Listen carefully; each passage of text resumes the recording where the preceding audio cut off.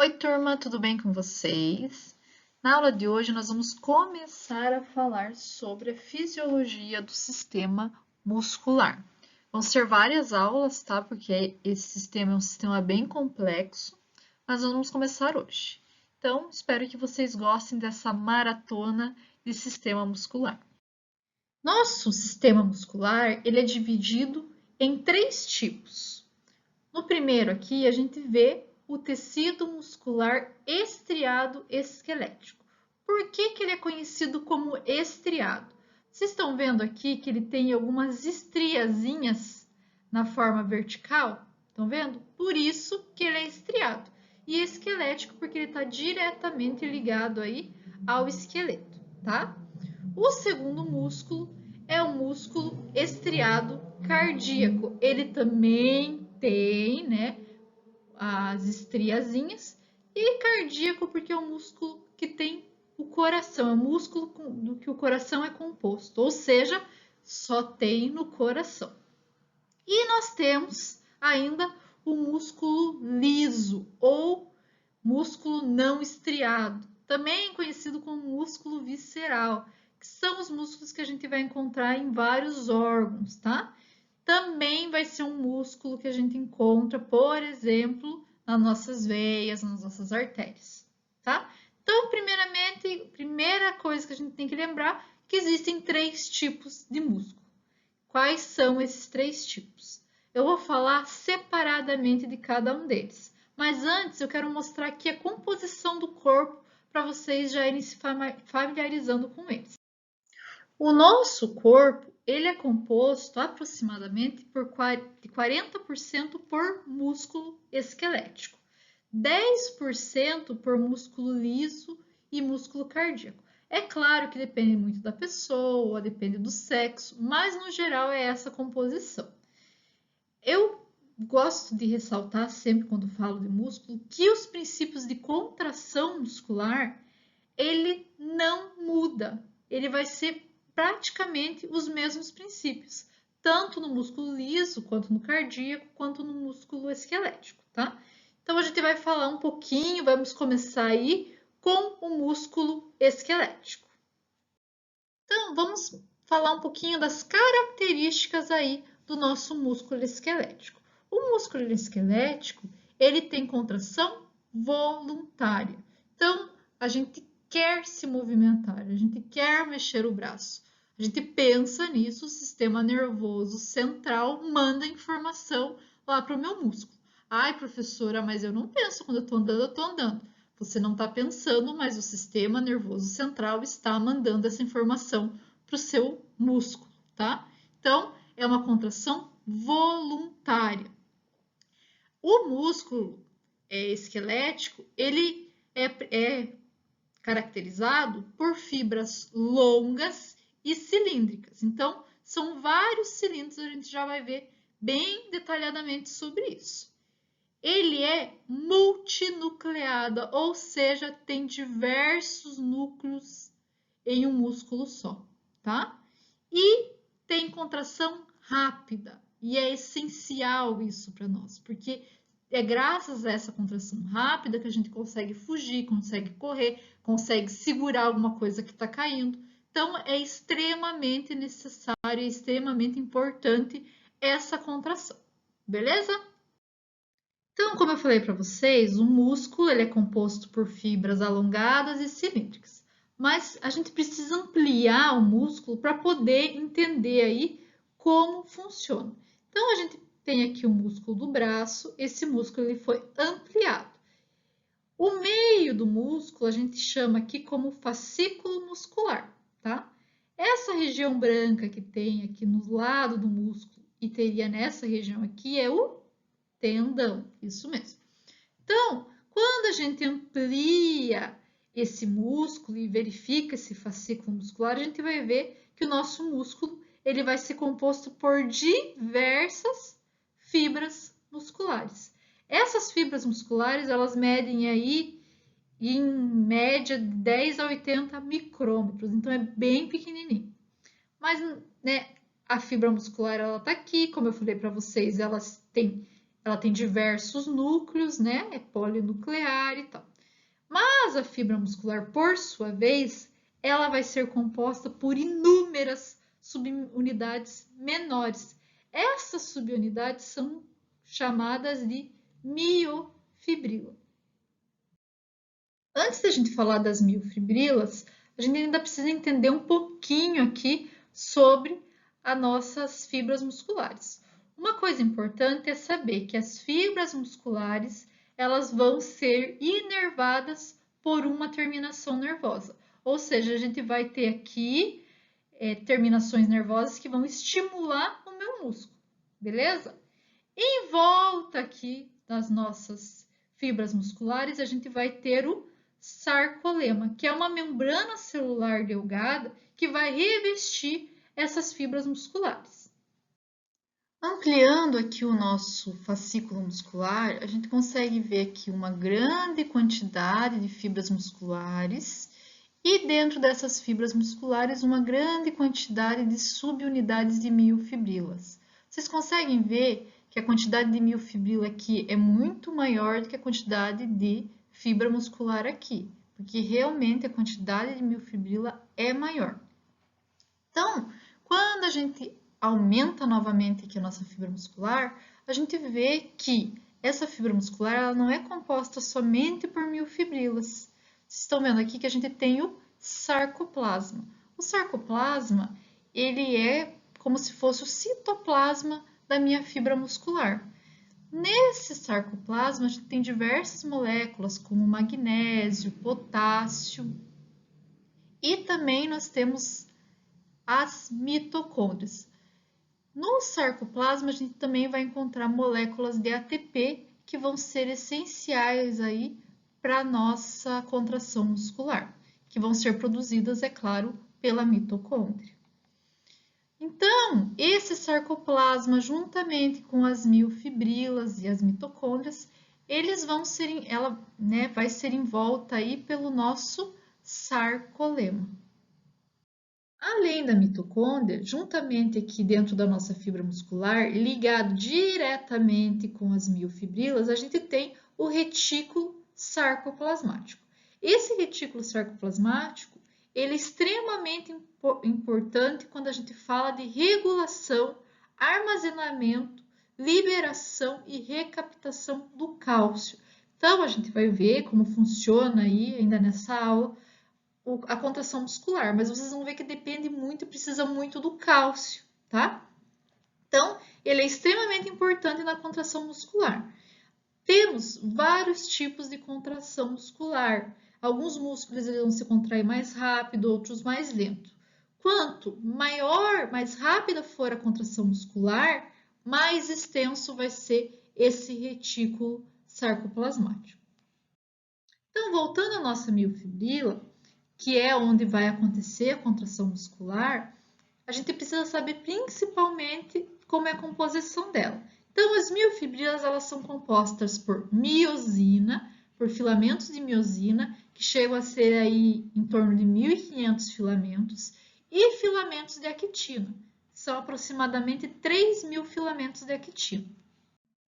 Então, para começar a entender as nossas miofibrilas, vocês veem aí no desenho que nós temos aí algumas faixas de cores diferentes, umas um pouco mais claras, outras um pouco mais escuras. Então, o que é importante a gente saber aqui? A faixa I, que é a faixa mais clara, ela é composta por filamentos de actina. E por que ela é faixa I? Ela é conhecida como faixa I porque ela é isotrópica à luz polarizada, ou seja, ela deixa a luz passar lá no microscópio, então ela é mais clara. Por isso que ela é representada no desenho como mais clara também. E ela também tem um peso molecular um pouco menor, né? A actina tem um peso molecular menor que a miosina, e por isso faz com que a luz consiga atravessá-la. Já as faixas A, elas são anisotrópica à luz polarizada, ou seja, elas alteram o plano de luz, não deixando com que a luz passe pela minha estrutura. E isso faz com que no microscópio essa banda fique escura. Por isso que ela é representada pela corzinha mais escura aqui.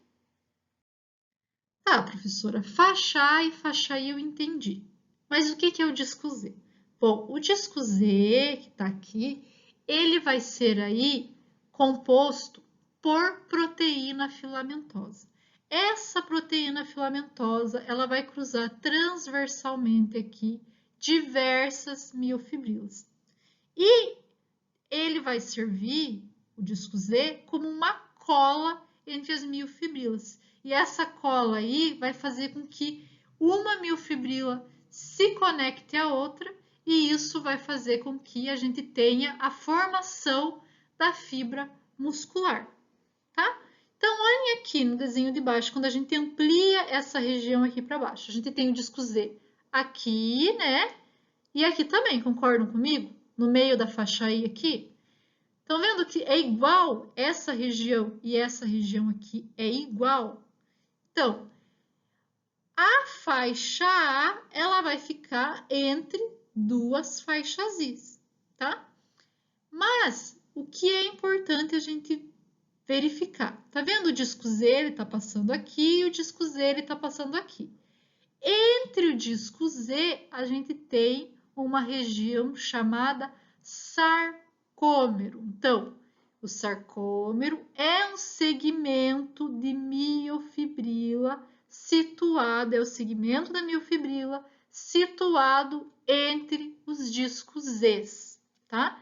E esse segmento é muito importante, porque é aqui, nesse sarcômero, que vai acontecer aí a interação entre a quitina e a miosina e vai ter aí, a gente vai ter aí então a contração muscular. Então, onde acontece a contração muscular? No segmento da miofibrila chamada sarcômero. Nessa figura, eu ampliei o nosso sarcômero. Então, olhem aqui. Estão vendo essa parte azulzinha aqui? A parte azulzinha aqui é o disco Z. Então, entre os discos Z, a gente tem o sarcômero. Algumas coisas a gente já conhece aqui. A miosina, que fica aqui no meio, que é aquela banda mais escura, porque ela é mais escura, porque ela é mais grossa, é o filamento mais espesso, por isso ele é mais escuro. E a actina, que é um filamento mais fino, é um filamento delgado e ele consegue aí passar a luz polarizada. Tá, o que a gente não viu ainda é a titina. A titina, eles são filamentos também, extremamente flexíveis, tá? E eles vão conseguir, graças a esse sistema flexível dele, manter a posição aqui dos meus filamentos de actina e miosina. Olha uma curiosidade aí, a titina, ela é a molécula proteica com maior peso molecular do nosso organismo. Ele tem aí mais ou menos 3 milhões o peso molecular dela.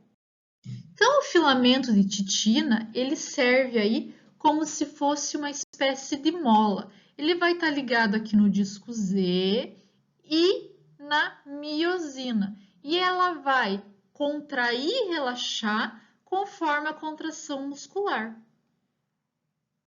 Olhem nesse videozinho aqui a nossa contração muscular. Então, vocês conseguem observar aqui que a gente tem na faixa mais clara a quitina, na faixa mais escura a miosina. E no meio da minha actina eu tenho os discos Z. Eu tenho um disco Z aqui, um disco Z aqui. Então, os sarcômeros eles vão ficar um do lado do outro. Vocês conseguem observar aqui que minha actina ela vai deslizar sobre a miosina conforme ocorre a contração? E isso só acontece por causa do filamento de titina, porque o filamento de titina ele vai servir ali como uma mola para minha actina. Isso vai fazer com que a actina vá, deslize sobre a miosina e retorne ao seu lugar quando a contração termina. Então, agora, como vocês já entenderam como que é a composição do músculo, nós vamos falar como ocorre a contração muscular.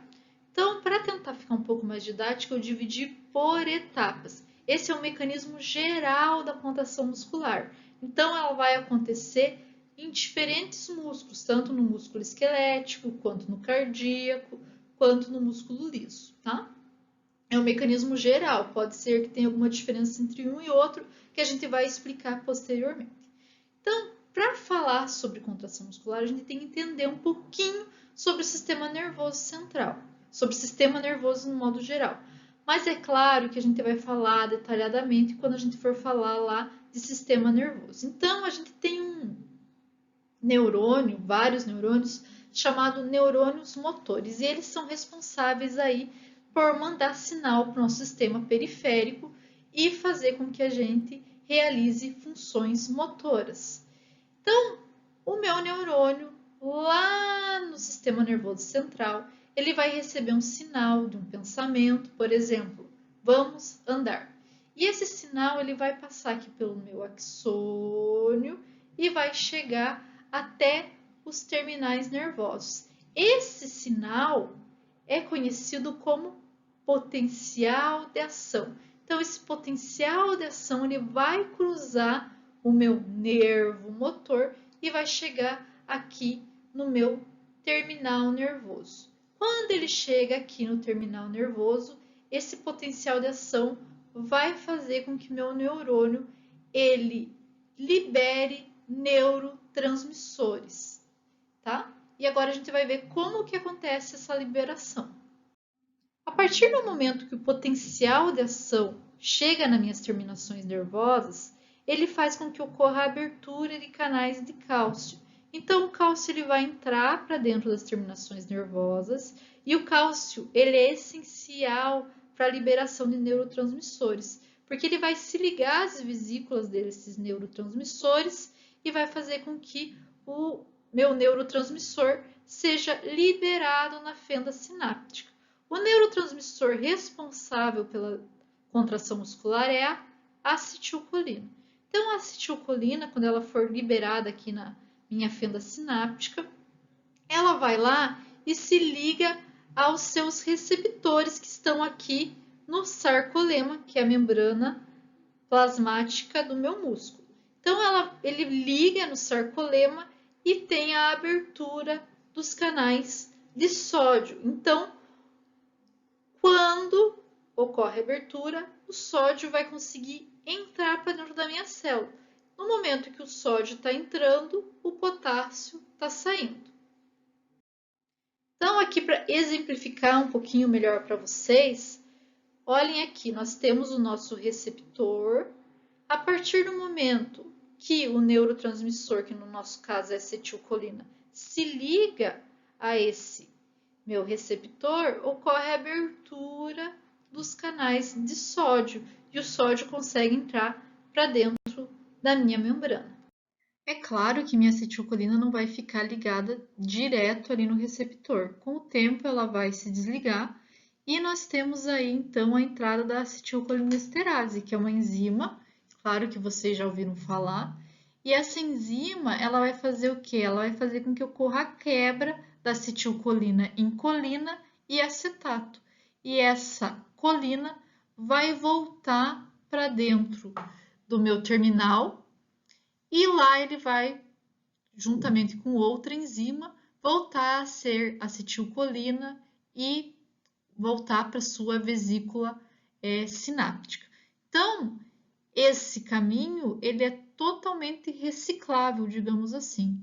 Então, a acetilcolina ela vai ser liberada e ela vai voltar para dentro do meu terminal axônico para ser reutilizada posteriormente, novamente para formar aí a acetilcolina. Lembrando na nossa aula de membrana celular, vocês lembram lá que é comum a gente ter sódio fora da célula e no meio interno potássio. Então, por causa da grande quantidade de sódio, nós temos uma polarização da membrana no meio externo. A partir do momento que a gente tem uma abertura desses canais, por mais que saia potássio, a quantidade de sódio que entra é muito grande e a gente vai ter uma despolarização dessa membrana.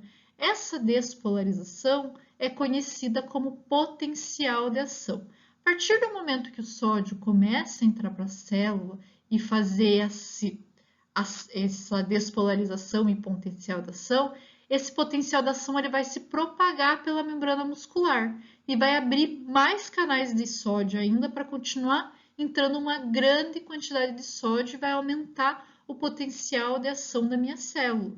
Esse potencial de ação bem elevado, essa grande quantidade de sódio dentro da minha célula, vai fazer com que ocorra lá no retículo sarcoplasmático a liberação de cálcio, que também vai ser essencial para a contração muscular.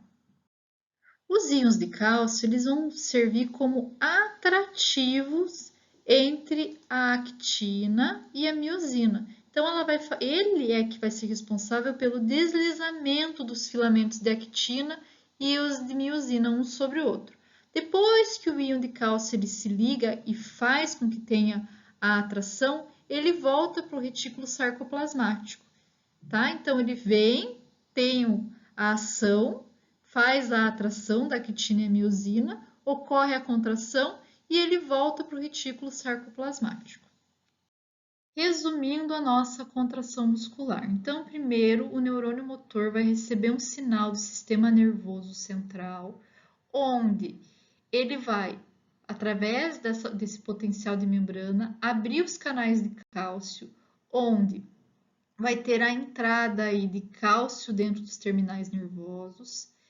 Esse cálcio vai ser responsável por liberar as vesículas contendo acetilcolina na fenda sináptica, ou seja, aqui na junção neuromuscular. Essa liberação de acetilcolina faz com que a acetilcolina se ligue lá nos receptores. Esses receptores são chamados de canais de sódio dependentes de acetilcolina. A partir do momento que ela se liga lá, vai ocorrer então a entrada de sódio para dentro da minha célula. Essa entrada de sódio vai fazer com que ocorra a despolarização da minha membrana. Essa despolarização vai abrir aí canais dependentes de voltagem e vai fazer com que entre mais sódio ainda.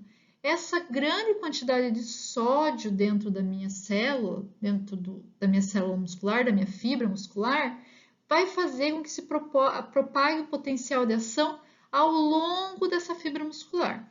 Esse potencial de ação vai chegar aqui no nosso retículo sarcoplasmático e esse retículo sarcoplasmático, então, vai liberar o cálcio. O cálcio, então, vai ser liberado e bombeado aqui para o meu sarcômero. Esse sarcômero que tem lá a nossa actina e a nossa miosina, então vai começar a ter a contração, porque o cálcio que foi liberado vai fazer com que ocorra o deslizamento da actina e da miosina um sobre a outra. Esse deslizamento ocorre, o cálcio, então, logo depois que ele faz a contração, ele volta para o retículo sarcoplasmático e cessa a contração. Então, esse foi um resuminho da nossa aula e foi o mecanismo geral da contração muscular. Na semana que vem, a gente vai continuar falando sobre contração muscular, mas a gente vai ver um pouco mais detalhado, que vai ser o mecanismo molecular da contração muscular. Então, pessoal, eu vou deixar uma lista de exercícios para vocês fazerem sobre essa aula e façam ela, venham tirar dúvidas. Nós podemos marcar um horário para conversar. Eu dividi essa aula, não dei tudo uma vez, porque eu acho que ia ficar muito comprido e muito cansativo para vocês. Mas eu fico esperando vocês para uma próxima aula. Um abraço!